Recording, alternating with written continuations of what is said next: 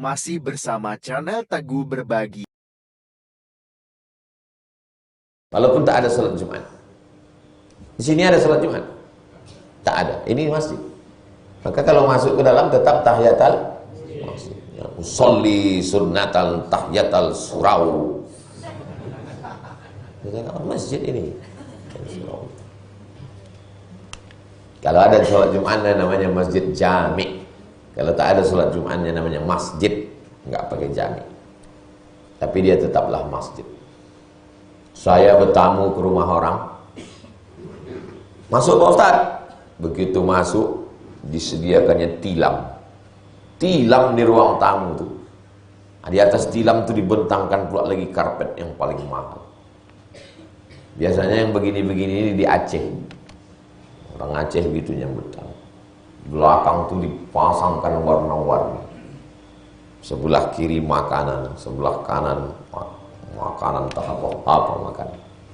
Lebih kurang begitulah kita sedang menyiapkan diri kita yang selalu pergi ke masjid. Nanti pas sampai kita di surga sudah siap aja, di sini ada tempat, di sini ada tempat, di sini ada tempat. Aku Pak Ustaz tak aku pikirkan tempat makanan, asal masuk aja jadilah. Kita berpikir jangan begitu. Kalau di dunia ini kita kan berpikir lengkap.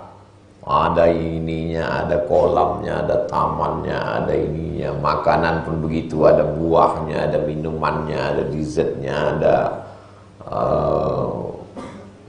macam-macam. Kenapa pas di akhirat kita mau pas-pasan? Berarti tak seimbang antara. Padahal kita mau fit dunia hasanah, wa fil akhirati hasanah. Qina adzabannar. 124 hadis yang ke-8. Anhu dari Abu Hurairah radhiyallahu anhu. Qala, dia berkata, qala Rasulullah sallallahu, Nabi SAW bersabda, ya nisa al muslimat, wahai perempuan-perempuan muslimah-muslimah, la tahqiranna, janganlah jaratun seorang tetangga, tahqiranna mengejek, mengolok-olok, menyepelekan, mengerdilkan, mengecilkan lijaratiha, tetangganya. Janganlah seorang perempuan menyepelekan tetangganya, walau firsina syatin, walaupun hanya meminjamkan seekor kambing. Itu kan perbuatan yang paling kecil itu bagi masyarakat Arab zaman dulu, bertetangga-tetangga. Lalu kemudian dia menganggap perbuatan itu kecil itu. Kalau hanya sekedar ngasih zaman dulu kalau kita musafir haus, berhenti kita di tempat orang membala kambing, kita boleh minta air susu kambing. Sepelit-pelitnya Arab musyrik kafir jahiliyah, itu adat tradisi minta susu kambing itu sesuatu yang biasa. Maka kalau ada orang sekarang ke rumahnya kita tak keluar susu kambing, itu lebih parah dari Arab jahiliyah. Jadi tolong memahami satu hadis itu, jangan lepaskan dari konteksnya. Itulah perlunya orang perlu belajar ilmu sosiologi, antropologi. Bagaimana masyarakat zaman itu? Zaman itu kita bertetangga, tetangga ini punya kambing, ini punya kambing. Boleh dia mengambil air susu kambingnya itu. Boleh dia memakai hewan ternaknya itu sebentar. Bagi mereka itu sesuatu yang sepele. Maka pesan Nabi, wahai perempuan, jangan kalian sepelekan perbuatan kecil, walaupun hanya memberikan manfaat dari kambing kalian ke tetangga. Bukan ngasih kambing, maksudnya ngasih kambing mahal. Ada ngambil manfaat dari kambingnya ini, hal yang kecil sepele maksudnya. Muttafaqun alaih. Kenapa perempuan? Kenapa tak disebut laki-laki? Karena yang paling ribet nih kan Yang kuat-kuat mengamuk. Hidup bertetangga dan lain. Muttafaqun alaih. Disepakati atasnya. Maksudnya ada dalam Sahih Bukhari, ada dalam Sahih Muslim. Qala al-Jauhari, Imam al-Jauhari ahli bahasa berkata, al-firsinu minal ba'ir. Al-firsin onta, firsin dari ba'ir onta, kal hafiri minad dabbah. Qala wa rubbama stu'ira fisyah, kambing yang dipinjamkan. Walaupun hanya meminjamkan seekor kambing sekejap, meminjamkan seekor unta, meminjamkan seekor kuda, yang bagi mereka waktu itu sesuatu yang biasa. Zaman dulu yang punya kuda itu orang biasa. Zaman sekarang yang punya kuda ini orang kaya. Dunia ini udah terbalik-balik.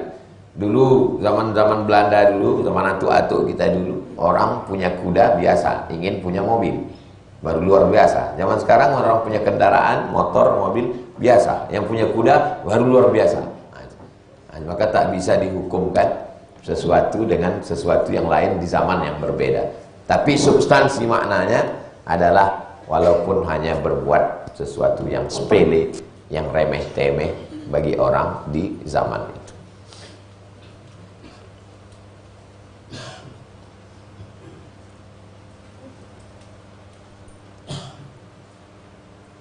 Wa rubbama stu'ira fisyati, walaupun hanya sekedar meminjamkan sesuatu pada kambing untuk diambil manfaatnya.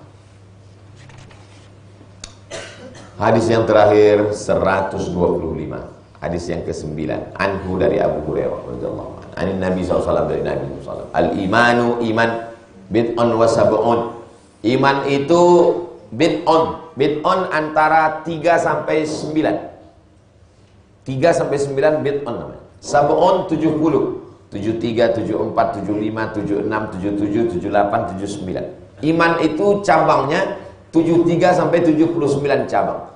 Au bid'un wasittuna syu'bah, atau 63 sampai 69 cabang. Ibarat pokok kayu 73 sampai 79 cabang.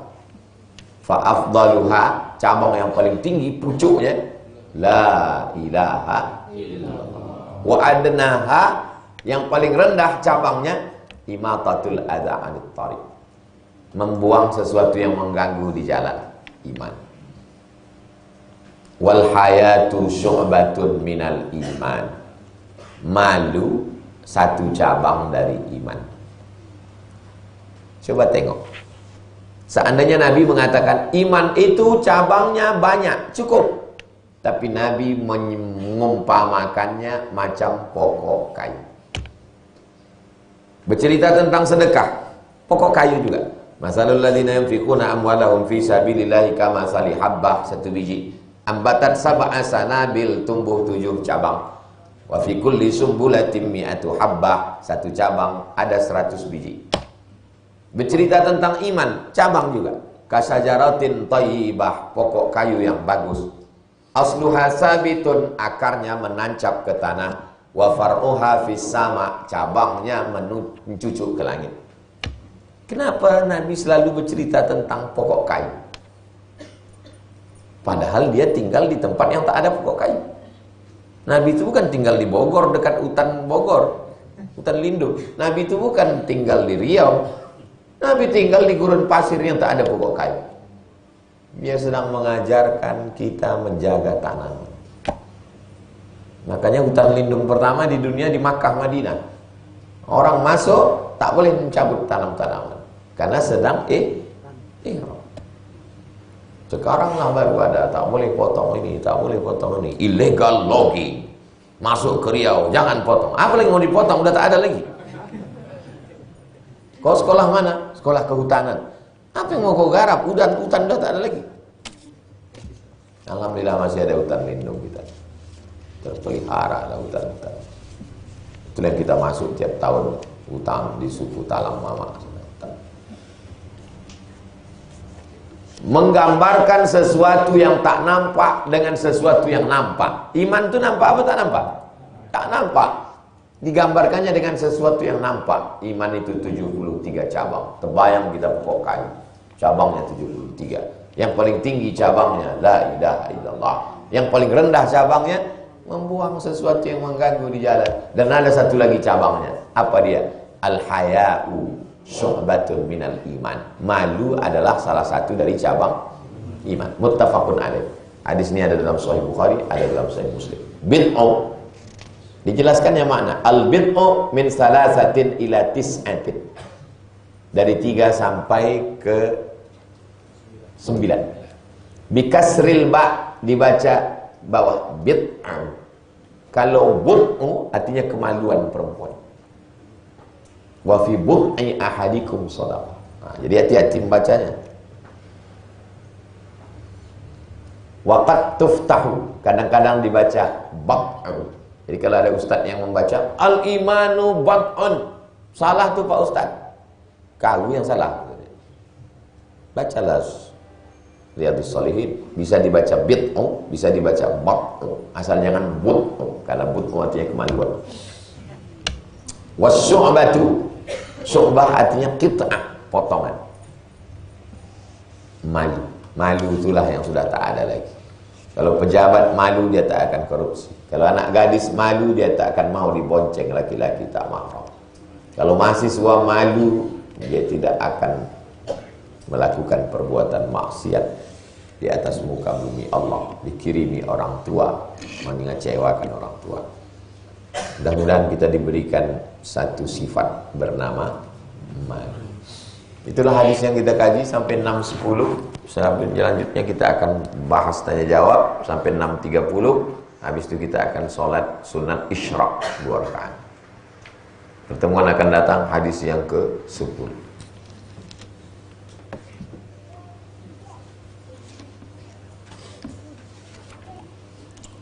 Assalamualaikum waalaikumsalam warahmatullahi wabarakatuh. Bagaimana cara menghilangkan beban pikiran karena kehilangan orang yang disayang, supaya bisa fokus menghafal Quran lagi?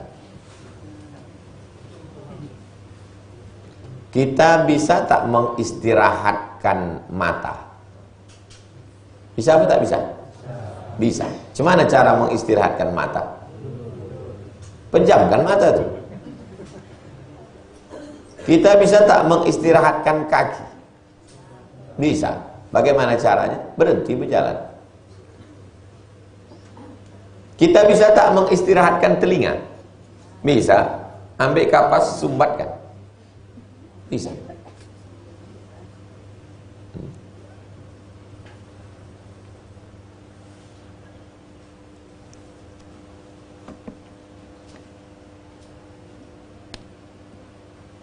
Tapi kita tak bisa mengistirahatkan pikiran. Kalau mata bisa, pejam. Telinga bisa, kaki bisa, mulut bisa, berhenti. Tapi pikiran tak bisa. Cuma untuk mau menghentikan pikiran? Tak bisa. Jadi kalau ada orang mengatakan, kosongkan pikiran, kosongkan. Berdatangan dia datang rekening listrik, air, angsuran, panci nampak, rice cooker nampak. Mana bisa? Kita tidak bisa menghentikan pikiran. Lalu bagaimana? Kita hanya bisa memberi pikiran beban baru. Macam mana saya supaya tak terlalu teringat dengan mak saya? Saya kasih pikiran saya beban baru. Maka pikiran saya sibuk macam mana supaya anak-anak tahfiz ni cepat hafal. Macam mana supaya anak-anak ni bisa gratis. Macam mana nanti kalau dia tamat, dia bisa kuliah, dia bisa kerja. Ustaz Al-Nur, anak-anak yang sekarang sedang kita kuliahkan, berarti 3 tahun lagi dia mesti balik ke Talang.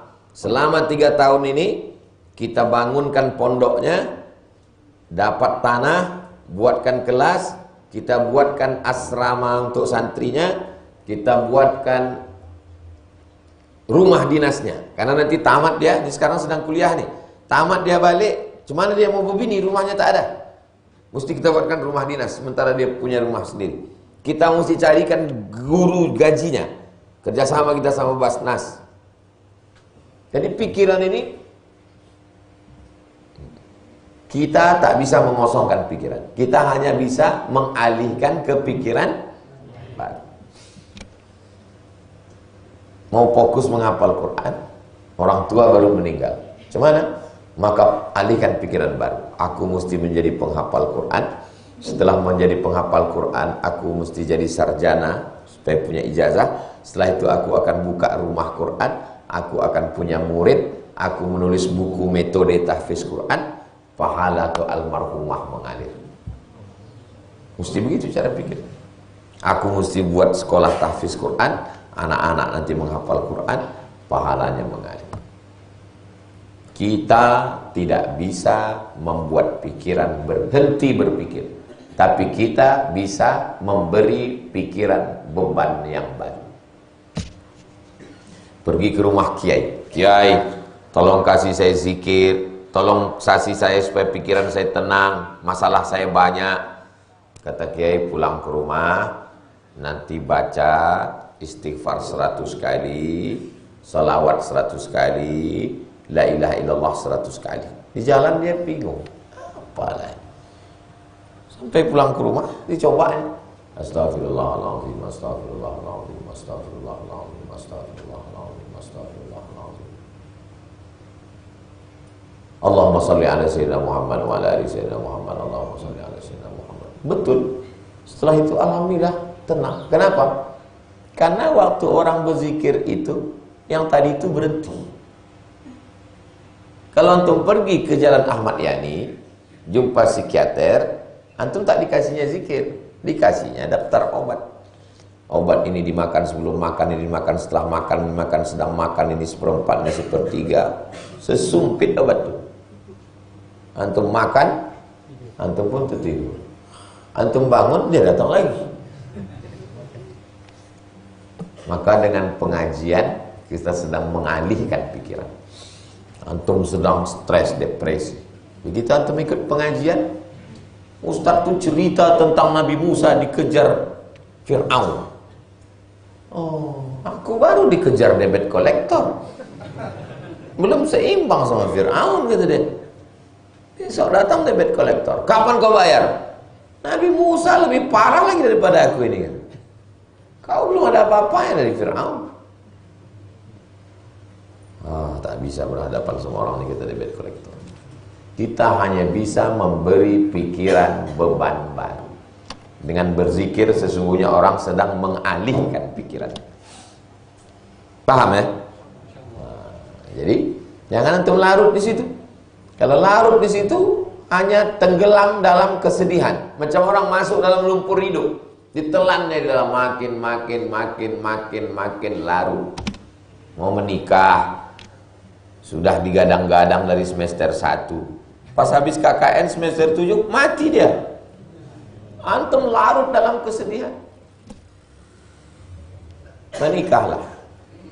Kalau antum menikah, sampai cinta antum ke orang antum cintai, akan lahir anak-anak yang soleh dan solehah. Kalau antum jatuh cinta, cinta antum tak sampai, akan lahir puisi-puisi dan cerita yang indah. Seperti tenggelamnya kapal Pandawi. Assalamualaikum warahmatullahi wabarakatuh. Waalaikumsalam. Semoga Ustaz selalu sehat. Amin. Apabila kita menyingkirkan batu, duri di jalan itu untuk akses orang ke tempat maksiat. Apakah perbuatan kita itu menyingkirkan batu, duri itu terhitung pahala, Pak Ustaz? Antum guru mengajar orang membaca, tiba-tiba 50% murid antum itu jadi koruptor. Apakah antum dapat dosa dari murid antum? Dia sedang mancing anak, Ustaz ini bisa tak jawab? Antum dosen di jurusan sains teknologi, 30 murid antum di kelas itu, 29 jadi hacker, perampok bank, penjahat. membuka website macam-macam. Satulah cuma jadi orang baik. Apakah antum jadi dapat dosa? Tidak begitu cara berpikirnya. Antum buka rumah makan. Buka rumah makan. Yang makan di situ perampok, pencuri, koruptor, penjahat. Lalu antum jahat, jadi tutup semua rumah makan minum. Tak begitu cara berpikir. Kita buat baik. Kita buat baik. Pikir baik, cakap baik, buat baik, amal baik. Datang orang tak baik, mudah-mudahan kita doakan dia menjadi orang baik. Bersedekah kita. Besok pagi dikasih tahu orang, Ustadz ngasih dia sedekah. Itu orang kaya tuh Pak Ustadz. Itu apa Ustadz sedekah sama dia? Ustadz ngasih dia kemarin duit. Itu pezina dia tuh Pak Ustadz. Apa kata Nabi? Bersedekah kepada orang kaya, ternyata dia kaya. Mudah-mudahan dia jadi orang dermawan. Berpikir dia, orang tuh biasa-biasa aja bisa dia bersedekah. Masa aku bersedekah sama pezina, mudah-mudahan bertaubat dia. Aku makan duit orang baik, masa aku buat jahat? Jadi antum kalau mau ngasih bubur kacang hijau, kasih aja. Tak perlu tanya, kau orang baik atau tak baik? Mudah-mudahan dengan bubur kacang hijau itu baik. Kita kasih dia bubur kacang hijau, tenaga dia dipakainya berzina, berdosa kita bosan. Kau ini mau ngasih atau tidak? Kalau mau kasih, kasih aja. Kalau tidak, tak usah berdalil-dalil.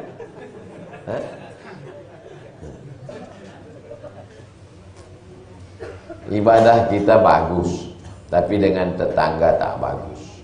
Apa solusinya Pak Ustaz? Dulu sebelum turun ayat warisan, walakum nisfu ma taraka azwajukum illam yakul lahunna walad. Kamu dapat setengah harta istrimu kalau tak ada anak. Sebelum turun ayat warisan, orang sesama bertetangga itu kalau meninggal mewarisi harta tetangganya di Madinah. Sampai turun ayat warisan, sampai begitu dekat. Tetangga kita itu dibagi dua, wal jari dzil qurba wal jaril junubi. Tetangga yang ada hubungan kerabat, tetangga yang tak ada kerabat, tetangga sepupu, tetangga saudara kandung, tetangga. Tapi ada tetangga yang tak ada hubungan. Sampai begitu dimasukkan tetangga dalam orang dekat dengan kita. Kalau mati saya, apakah saudara saya yang jauh itu yang datang ngurus jenazah saya? Tidak. Tetangga saya di Rimbo Panjang, nilai yang akan menyolatkan saya, mengangkat saya ke pemakaman.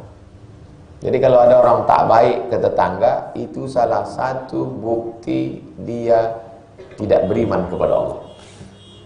Man kana yu'minu billahi wal yawmil akhir, siapa yang percaya kepada Allah dan hari akhirat, fala yu'zi jarahu, jangan menyakiti tetangga.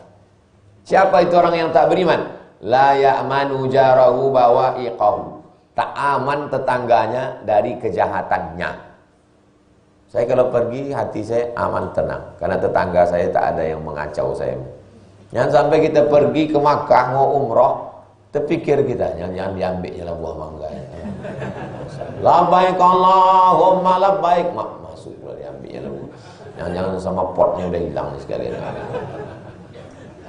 Kan rusak kali pikiran kita kalau sampai tetangga kita jahat. Membuat baik sama tetangga. Jangan jahat sama tetangga. Orang zaman dulu bagus sekali sudah dibuat. Malam Jumat jumpa sama tetangga. Buat musola, zuhur jumpa, asar jumpa, maghrib jumpa, isya jumpa. Apa kabar? Sehat. Yang tak bisa jumpa tiap hari, malam Jumat jumpa. Kenapa? Wirid Yasin. Sekarang wirid Yasin tak jumpa lagi. Kenapa? Kalau tak datang wirid Yasin, bid'ah, wa kullu bid'atin dhalalah, wa kullu dhalalatin finnar. Di masjid tak mau. Karena masjidnya pakai kunut subuh, bid'ah. Terus kalau kau mati saya mengurus jenazah. Jadi buat baik sama tetangga. Itu mengapa setiap sore Jumat saya buat wirid Yasin ibu-ibu. Supaya tetangga saya tak ada alasan. Apa itu Ustaz Somad itu? Ceramah aja katanya peduli tetangga, silaturahim. Dia sendiri tak peduli. Subuh Rabu, 4 Rabu. Ibu-ibu 4 kali Jumat sore. Ustaz Al-Nob didatangkan, Dr. Hanafi didatangkan, Dr. Zul Ikrami didatangkan. Ustaz setiap sore Jumat kedua baca At-Targhib wa Tarhib mukhtasar.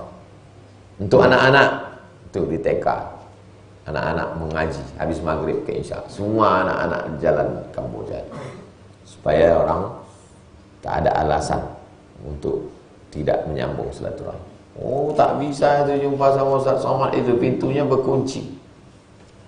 Iya berkunci, kalau tak dikunci berdatangan semua. Orang mau berfoto buat baleho ni, ntar lagi. Ini cuma kali kunci itu. Kalau habis nanti 14 Februari ini tidak ketat kali kunci itu. Paham antum kan? Nah, nanti kalau ada nanya, alah tuh saya ikut pengajian Ustaz Somad itu, katanya aja itu katanya kita memuliakan tamu, itu dikunci terus, diketat terus. Itu sementara 14 Februari ini aja itu. Habis nanti longgar lah itu insyaallah. Antum yang ngaji sama anak mesti tahu. Apa yang harus dilakukan perempuan jika ada laki-laki yang mengajak ta'aruf, namun si laki tersebut tidak paham ilmu akidah, sementara si perempuan akidahnya mengikuti mazhab Asy'ari? Jangan kalian nikah sama Syiah, jangan nikah sama Khawarij, jangan nikah sama Murji'ah, jangan nikah sama liberal, jangan nikah sama sekuler, jangan nikah sama beda akidah, nanti kalian susah sendiri. Kau kenapa belum juga nikah? Ada calon Pak Ustaz. Kenapa tak dipindah? Beda keyakinan Pak Ustaz, beda agama. Nah, terus saya yakin dia tak yakin. Awak sangka beda yakin, rupanya dia yakin, cewek itu tak yakin. Beda keyakinan. Dia tuh payah aja. Kenapa lah? Sama dia pada akidah Asy'ari, Asy'ari semua. Grup, ikut ke grup, nama grup nanti tampil. Ini nama sekian akidah Asy'ari, tidak sifat buat tidak. Jadi kita buat acara akad nikah masalah. Pas hari ulang tahun Riyadhus Shalihin, kita buat acara daftar aja. Kalau kalian terkendala masalah akad, saya carikan fatwa. Nah, fatwa fatwa. Bisa fatwa? Bisa. Daftar. Kalau dia tinggal di kecamatan lain bisa juga. Bisa. Ayo. Kita buat acaranya. Habis pengajian longgar subuh akad. Kita mau akad.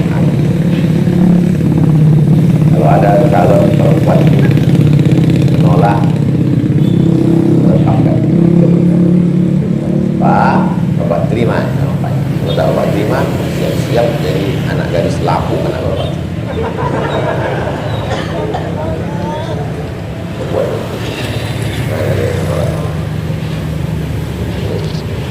Di Palembang begitu. Kalau ada acara haul, ada acara maulid, angkatkan orang. Untuk memudahkan orang. Sekarang berpikirlah anak muda ini. Enggak kan? Yasir, la tu'asir. Bersir, berikan kabar dia. La tunafiru, ya Tuhan. Dan tak mau hanya sekedar mengaji. Kita mau saling mengenal. Di sini ada yang punya bisnis, tapi belum punya karyawan. Ada yang baru tamat kuliah, belum kerja, dipertemukan melalui grup selalu share. Diperlukan seorang security, dicari seorang menantu yang soleh berakidah Asy'ari, dicari calon suami. Ini ada seorang gadis, orang tua sudah mau meninggal, kebun sawit sejauh mata memandang. Itulah guna kita ngaji nih, mempertemukan orang baik dengan orang baik. Baik mesti kita jumpakan. Kegiatan sehari-hari saya jualan dari jam 5 sore sampai jam 4. Jam selesai jualan saya mengerjakan sholat sunnah taubat. Jam 4, jam 5 ada subuh di Riau. Jadi 1 jam dia kosong, dia sholat sunnah taubat. Itu sholat sunnah. sholat sunat tahajud, habis itu sholat wudhu. Kurang ini, sholat sunat wudhu dulu, sholat sunat taubat, sholat sunat hajat, sholat sunat tahajud, sholat sunat wudhu. Dilanjutkan zikir menunggu waktu sholat. Zikirnya istighfar 100, sholawat 100, la ilaha illallah. Apakah sholat yang saya kerjakan itu sah, Ustaz? Sedangkan saya tak ada tidur sama sekali. Pendapat yang pertama, kalau ada tidurnya namanya tahajud, kalau tak ada tidurnya namanya qiyamul. Pendapat yang kedua, makna tahajud adalah sholat yang dilaksanakan dari isya sampai azan isya, belum azan subuh. Sholat yang kau laksanakan itu masuk kategori dua bentang. Kalau tak tahajud adalah qiyamul yang terus dari maghrib sampai jam 4 subuh masih sempat sholat, sempat zikir, habis subuh baru hari Rabu, habis itu sempat sholat sunat zuhur. Tapi jangan pula zuhur asar jamaah takhir, nanti zuhur tetap bangun tidur jam 7 habis salat maghrib 8 9 10 11 berjamaah, habis itu makan siang tidur lagi jam 2, jam 3, jam 4 berangkat berangkat jualan jam 5. Walaupun kualitas tidur siang dengan tidur malam tak sama, mudah-mudahan sehat. Kalau jualannya pinggir jalan karena negara malam. Bagaimana menjadikan hati untuk tidak terbersit melakukan perbuatan maksiat? Karena kita tahu masa muda ini masa tersulit. Kalian pikir saya ini lahir langsung tua? Ya, ke orang ini saya tak pernah muda.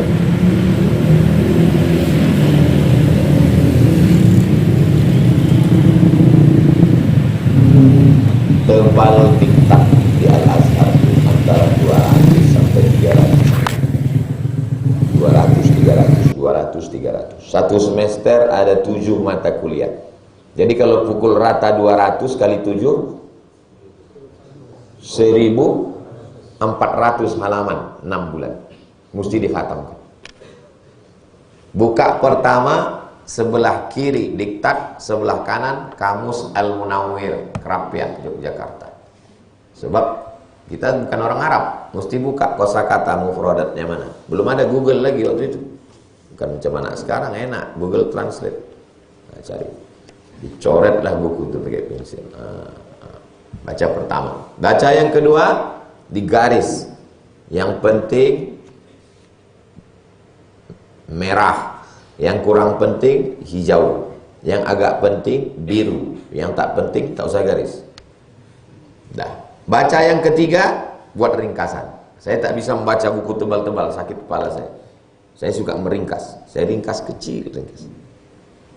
Begitu cara saya belajar. Kalau sampai aku tak lulus, putus beasiswa. Kalau 2 tahun aku tak lulus, DO dari Al-Azhar. Balik ke kampung, malu. Mana sempat kita pikir macam-macam? Iya Pak Ustaz, tapi di Mesir kan tak ada cewek cantik. Orang Mesir itu kalau jalan 10, 11 yang cantik. Bayangannya pun cantik. Kan macam orang kita. Tak usah kita sebutkan body shaming nanti. Jadi kita tak bisa mengosongkan pikiran. Habiskan untuk belajar. 4 tahun saya di Mesir, tak pernah saya pacaran-pacaran karena tak dapat. Andai saya dulu kuliah di UIN, mungkin playboy cap tupai juga. Lompat sana, lompat sana. Nah, kuliah pakai motor, di Mesir mana bisa pakai motor. Jadi saya diselamatkan oleh keadaan. Selamatkan saya. Andailah saya hidup sekarang, berat. Sekarang kuliah pakai motor, pakai handphone. Dulu mau kenalan sama perempuan mana kita berani. Mau dekat perempuan berani menggeletak lutut duluan. Sekarang tinggal tulis saja, hai. Buaya itu kalau dia di air ganas, tak ada basa-basi. Tapi kalau udah naik ke darat, hai sayang. Jadi menjadi, kalau hari ini saya waktu masuk ke perpustakaan IAIN Susko depan musola di Jalan Pelajar Sukajadi, saya buka majalah tahun 96, sekarang 2023, 27 tahun yang lalu. Nanti tahun 2000 akan ada namanya internet. Internet itu akan merusak anak muda kita, karena anak muda bisa mengakses apa saja. 27 tahun yang lalu. Waktu saya baca itu, berarti nanti tahun 2000 udah rusak semua anak muda Indonesia. Sekarang 2023, anak muda datang membaca Riyadhus Shalihin di dalam hutan rimbo panjang. Mana prediksi orang seperempat abad yang lalu bahwa anak muda akan jahat? Dibuatkan mereka YouTube biar supaya orang jahat. Orang nonton pengajian melalui YouTube. Dibuatkan TikTok biar supaya orang jahat. Solawat masuk TikTok semua sekarang. Dibuatkan WhatsApp supaya orang jahat mengirim video, mengirim gambar melalui WhatsApp. Orang punya grup WhatsApp Riyadhus Shalihin. Jadi kalau ada orang mengatakan dunia ini Pak Ustaz makin jahat, kau yang jahat. Dunia ini baik-baik saja. Buktinya anak muda masih tetap mengaji. Tak terpikirkan orang 25 tahun yang lalu orang akan datang mengaji baca Riyadhus Shalihin. Dulu dianggap orang akan hilang ini maulid. Maulid sekarang, maulid Simtud Durar, maulid Barzanji, maulid Diaul Lami, pencinta para habaib. Dunia ini tetap baik. Orang baik tetap ada. Pencinta habaib banyak, pencinta maulid banyak. Oh, bondong-bondong. Sekarang di Mesir udah 15.000 orang belajar. Dulu zaman kami cuma 2.400. Jadi kalau disalahkanlah zaman, saya ini jahat karena zaman sekarang Pak Ustaz. Kalau hidup di zaman Ustaz dulu saya juga baik. Oh, jadi hantu.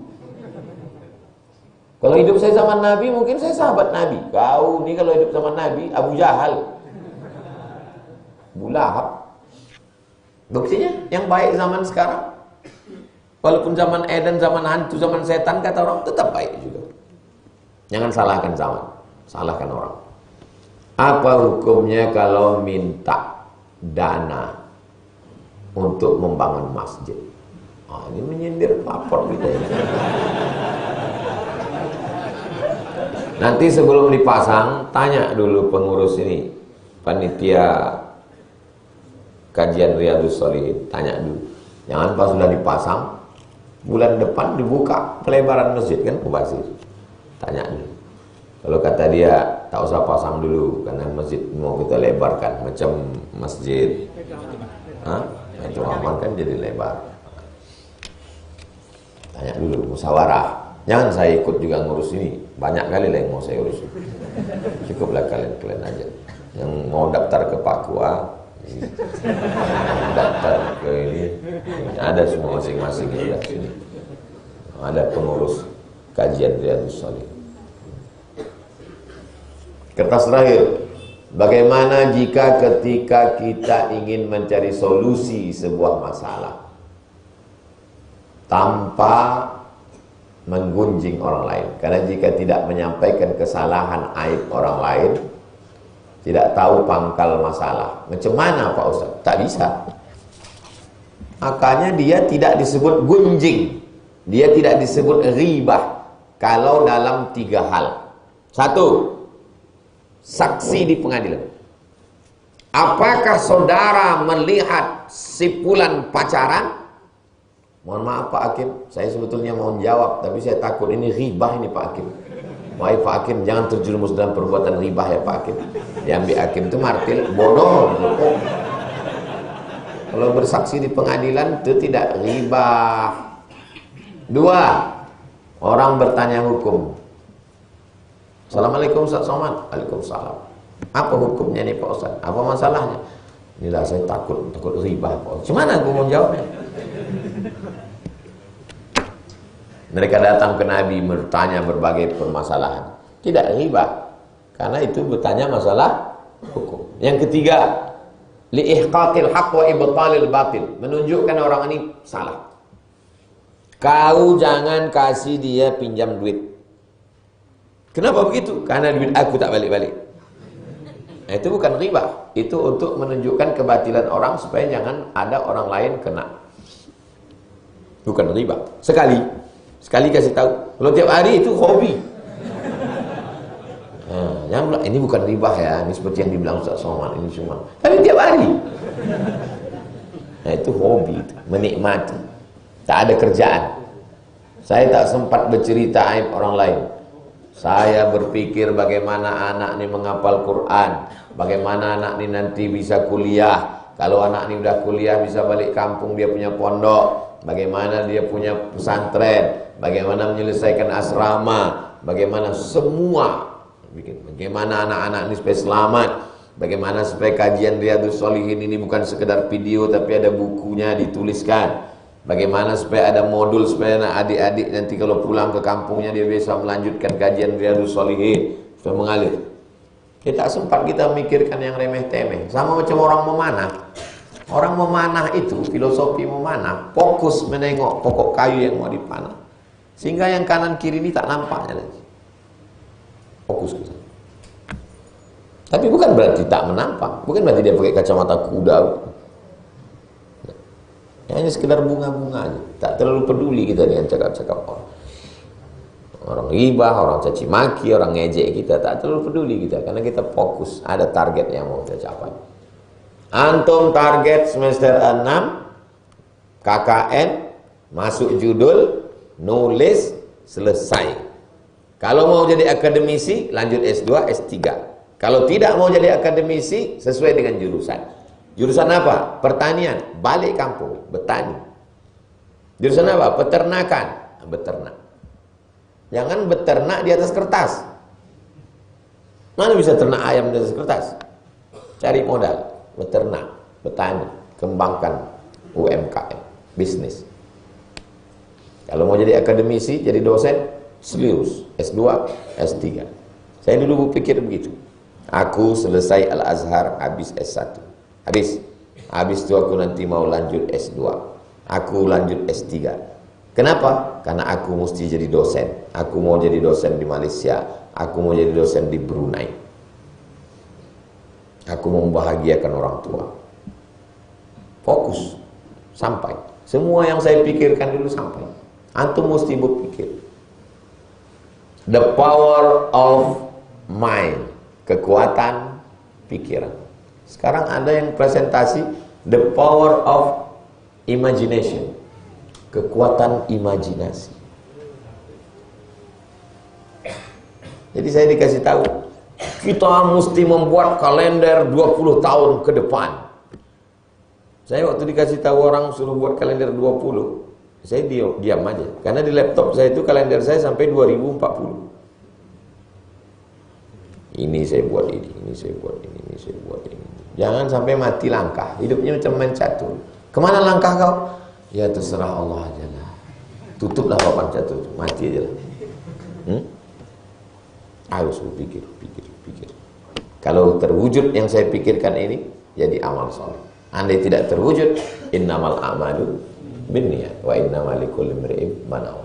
Kita tutup dengan doa kafaratul majlis. Subhanakallahumma wa bihamdika asyhadu an la ilaha illa anta astaghfiruka wa atubu ilaik. Ala hadhihi wa kulli niyatin shalihah. Al-Fatihah. A'udzu billahi minasyaitonir rajim. Bismillahirrahmanirrahim. Alhamdulillahi rabbil alamin arrahmanir rahim maliki yaumiddin.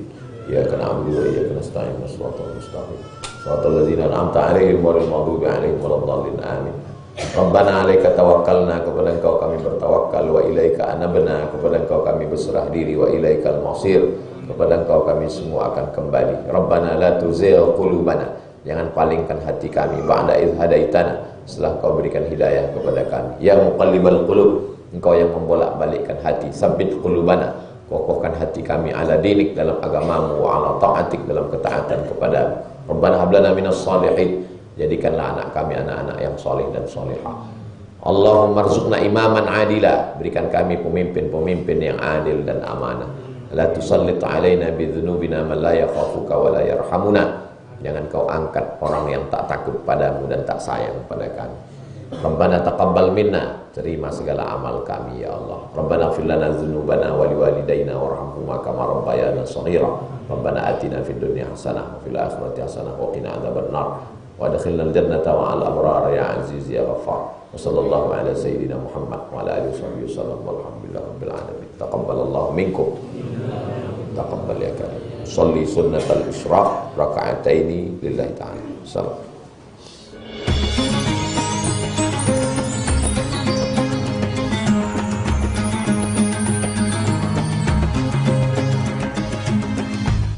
Assalamualaikum warahmatullahi wabarakatuh. Saya berada di asrama Ma'had Az-Zahra, 4 lantai 36 kamar. Ada tak ada kita, asrama ini tetap jadi, anak-anak tetap menghafal Quran di sini, tetap jadi orang, tetap menjadikan amal jariah mengalir. Kita hanya sekedar menumpang tuah, mengambil berkah. Mari kita selesaikan bangunan ini melalui transfer ke BSI nomor rekening 767 7777227 atas nama Pendidikan Hajah Rohana, almarhumah mak saya. Nomor admin jangan lupa kontak ke nomor 0811 6650 026. Berkah selalu. Assalamualaikum warahmatullahi wabarakatuh. Terima kasih sudah mengunjungi video dakwah kami, semoga bermanfaat. Jangan lupa like, bagikan, dan subscribe.